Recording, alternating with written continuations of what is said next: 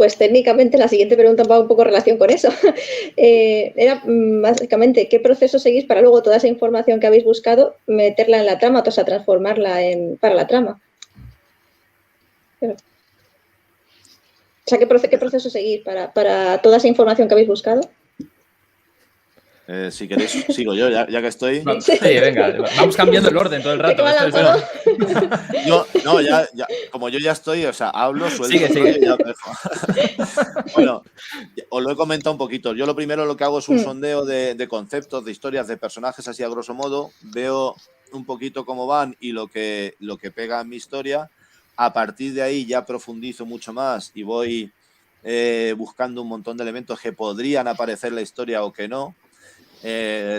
Yo qué sé, cuando tú escribes sobre mitología, en mi caso yo también intenté recrear un poco el mundo griego, entonces no era solo documentación sobre el tema de mitología, sobre las armas, sobre las naves, sobre la organización política, social, los nombres que utilizaban, entonces la documentación va más allá. Y una vez que ya tienes todo eso y ya tienes una idea de lo que es el mundo en el que estás y lo que quieres hacer, pues tomas solo los elementos fundamentales, intento ir dosificando la información poco a poco, no me gusta dar lecciones y meter cosas y ir introduciendo al lector poco a poco en el mundo, no sé, a través de primero de conceptos que sean lo más conocidos posible y luego ya pues especificando más y dando paso a cosas que son más específicas. Entonces, primero un sondeo general, luego un proceso de mucha recopilación de información, de notas, de selección. Luego es verdad que también me hago fichas para cada personaje con lo más importante, las relaciones con otros y tal, y a partir de ahí escribir. Y sinceramente muchas veces me hago esquemas y tal, que luego a la hora de escribir ignoro totalmente, porque yo creo que la creatividad es lo que tiene, te pones y piensas que vas a escribir un capítulo sobre una cosa y al final es otra. Bueno, lo que queda aquí y luego de eso que queda aquí, lo que sale en el texto, yo creo que es lo importante, lo que tiene que salir. Lo que se olvida es porque no es tan importante.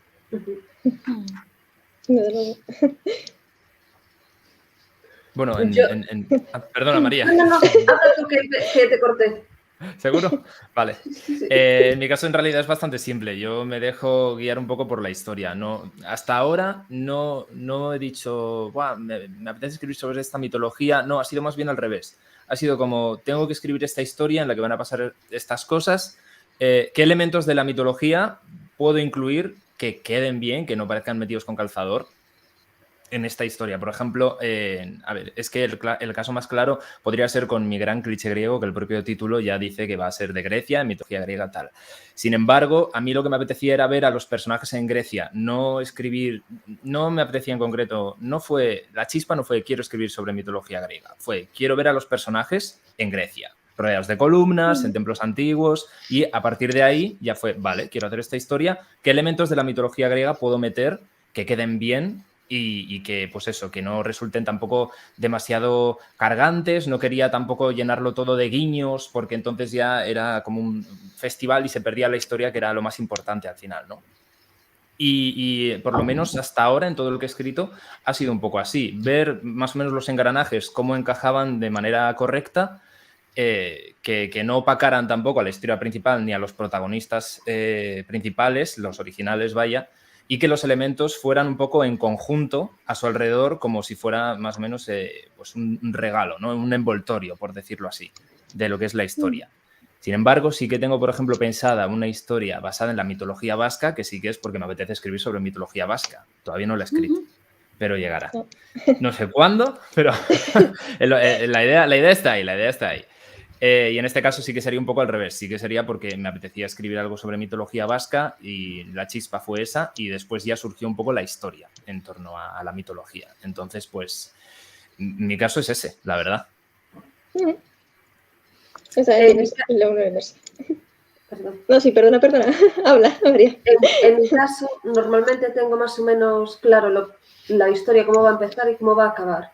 Y cuando me pongo a leer la mitología, siempre va surgiendo, pues esto podría quedar bien en tal escena, o esto lo puedo aprovechar, o esto creo que no puede pegar en ninguna parte. Y de hecho a mí no me gustan los libros en que te empiecen a saturar de información y que al final no te estás, porque a mí al menos me pasa que no me entero de lo que me están contando, porque me cuentan tantas cosas que me parece aburrido y no me entero.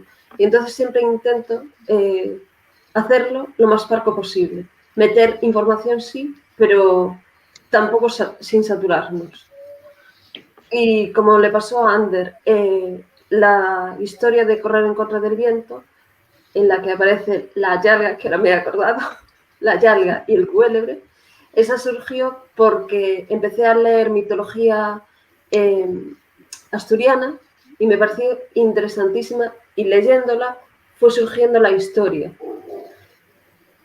Pero muchas veces tienes una historia que más o menos sabes cómo empieza, cómo va a acabar, y que sabes que quieres meterle mitología de cierto tipo, y es cuando lees y vas introduciendo los elementos que te vas encontrando, que vas leyendo, y los vas incorporando a esa historia que tienes más o menos pensada. Y eso es básicamente. Claro. Vale. Nuestra siguiente pregunta